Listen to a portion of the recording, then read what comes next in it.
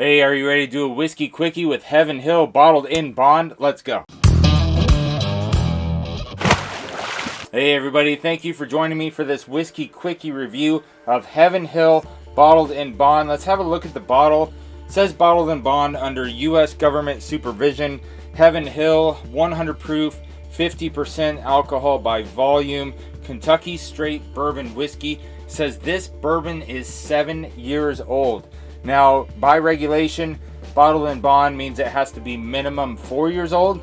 This has an age statement right on the bottle saying it is 7 years old. All right, let's talk about the price point real quick. This bottle is hard to find depending on your location.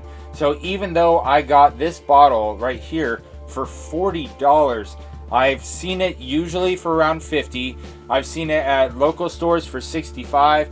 The closest store to my house has it for $79 before taxes.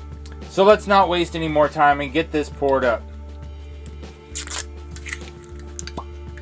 Ooh, that was a really quiet, kind of soft cork pop. All right, let's get the first pour into the infinity bottle, making that just a little bit more delicious. Next glass is going to be for us to review. It is a nice, really heavy, sturdy feeling bottle, and it's got great presentation. It's a good looking bottle. I like it. Now, as you guys know, Heaven Hill makes some great whiskey with Elijah Craig, Larceny, Evan Williams, JTS Brown. They've got a lot of great labels under them there at Heaven Hill. Let's get to the nose. It's got a lot of great high quality whiskey notes. You get some wood, you get some vanilla, you get some caramel, you get a little bit of Cracker Jacks, a little corn and nuts. I'm not getting much fruit or spices on the nose, but vanillas, caramels, a little bit of nuts, and some wood. It smells nice though. Let's get to the palate. Cheers. It's got some great caramel and vanilla notes that don't just stay up front. They continue to flow over your whole palate. Great mouthfeel. I like it. Let's go in for a second sip now that we're more acclimated. Cheers.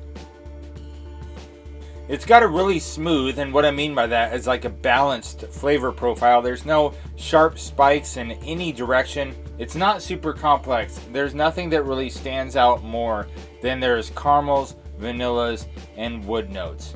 It's just overall a super smooth, crushable whiskey.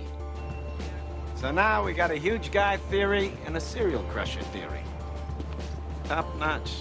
And so at the end of the day, I'll tell you, there's nothing that really stands out on this pour except for that it's really good, easy to drink whiskey. So if you're watching a movie or hanging out with friends, this is a good whiskey to drink. Now, when it comes to that price point, I think $50 is extremely fair for this. But if wherever you're at, they're charging more than $60 per bottle, I would be patient and shop elsewhere, because you will be able to find this for less than $60 a bottle if you are patient and you do your research.